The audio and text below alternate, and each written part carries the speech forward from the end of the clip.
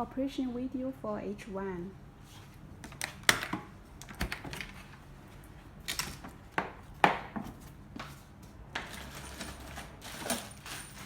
Turn on.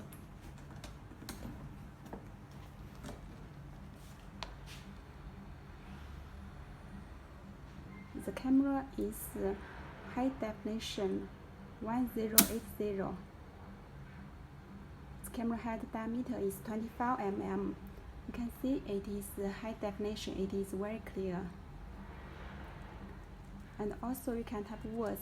It is with type function. You can type words during inspection. The light is adjustable, seen from the camera head.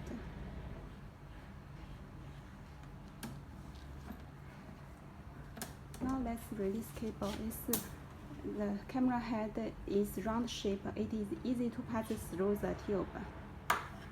And this cable tray is easy to release cable.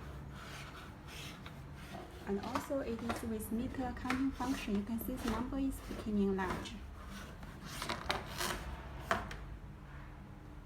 Now let's withdraw cable.